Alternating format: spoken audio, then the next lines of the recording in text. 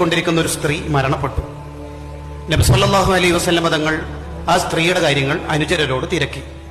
മരിച്ചല്ലോ എന്ന് പറഞ്ഞപ്പോൾ എന്നാ പോട്ടെ എന്നല്ല പറഞ്ഞത്, നിങ്ങൾ എന്താണ് എന്നോട് അറിയിക്കാതിരുന്നത്? ഏറ്റവും ചുരുങ്ങിയത് ദല്ലൂനി അല ഖബരിഹ, ആ പെണ്ണ് മറവിട്ട് കിടക്കുന്ന ഖബറെങ്കിലും എനിക്ക് കാണിച്ചു തരും, അവർക്ക് പ്രാർത്ഥിക്കട്ടെ, നിസ്കരിക്കട്ടെ എന്ന് പറയുന്നുണ്ട്. വളരെ സൗന്ദര്യം കുറഞ്ഞ വിരൂപനാണ് എന്ന് വിചാരിക്കുന്ന ഒരു സ്വഹാബിയാണ് ജുലൈബീബ് എന്ന പേരുള്ള സ്വഹാബി.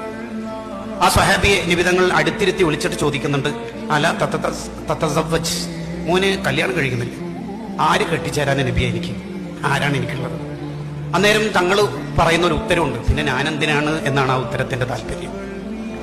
ആ നാട്ടിലെ ഏറ്റവും പ്രമുഖനായ വ്യക്തിയുടെ മകളെ വിവാഹാലോചനക്ക് നേതൃത്വം നൽകുന്ന നബി സല്ലല്ലാഹു അലൈഹി വസല്ലം തങ്ങളെ നമ്മൾ കൂടുതൽ വായിച്ചുകൊണ്ടിരിക്കണം.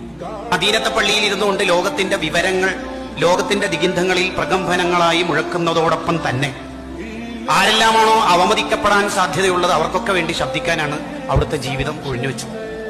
അതുകൊണ്ട് പ്രിയപ്പെട്ട കൂട്ടുകാരെ, നമ്മുടെ സാഹിത്യത്തിന്, അക്ഷരങ്ങൾക്ക്, വായനകൾക്ക് മൂർച്ചയുണ്ടാവേണ്ടത് നമുക്ക് വേണ്ടിയല്ല, ചുറ്റുവട്ടത്ത് വേദന അനുഭവിക്കുന്ന പാവപ്പെട്ടവർക്ക് വേണ്ടിയാണ്.